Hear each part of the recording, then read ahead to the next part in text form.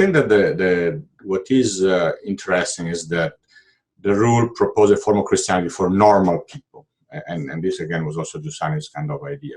But this means for normal people, meaning that you don't need to be a mystic or somebody who is a deep thinker or a deeply religious feeler, but you can be a normal person. And if you looking at the rule of St. Benedict, when I read it, one thing that I found was kind of funny is that at the beginning, St. Benedict goes through the 4 kinds of monks, and there is 4 types, and 2 of them are not good.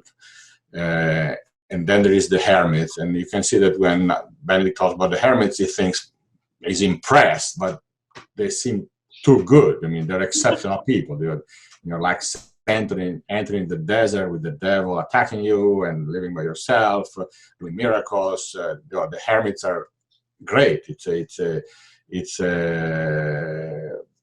But it's a little bit too much for most people. Most of us could not be a hermit in the Egyptian desert. Instead, in the rule, you have the sense that then there is what the rule of Benedict calls the Cenobites, and you get the sense that Cenobites are normal people. I could be a Cenobite. I mean, anybody could be a Cenobite. I mean, because what you have to do, you have to live in a stable community. You have a place. It's very normal. It's very human. You have a place to live.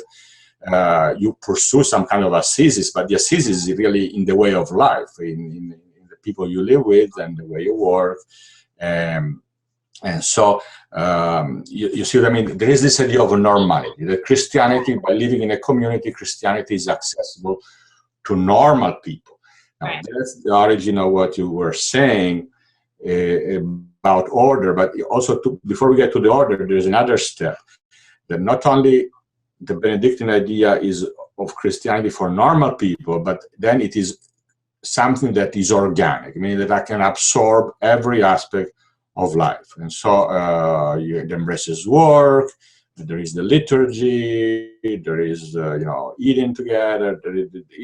Essentially, every aspect of life gets absorbed in this communal life. And so the Benedictine ideal is cooperative and social, right? Is not to produce, I'm quoting Christopher Dawson said that Benedict's idea was not to produce heroic feats of asceticism, but the cultivation of the common life. So this cultivation of the common life is the origin of the order that you mentioned, because the order could not be imposed top down. I mean, I think if somebody had tried to bring order to the late Roman Empire by decree, politically, which is what people sometimes also kind of expect today, that there is going to be the politician who's coming in and will impose order.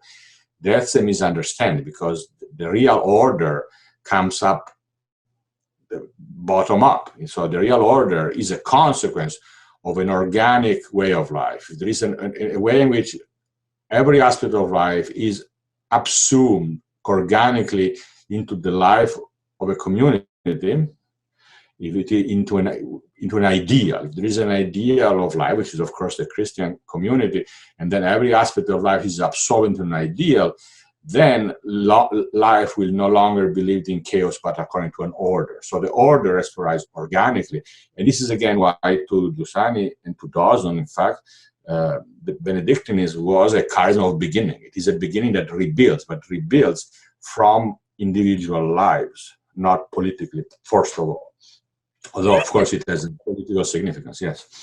Well, again, what you're saying, I think, is extremely important, Carlo, because there's lots of claims made about how the Benedictine tradition helped preserve Western culture and helped build kind of Western civilization as we know it.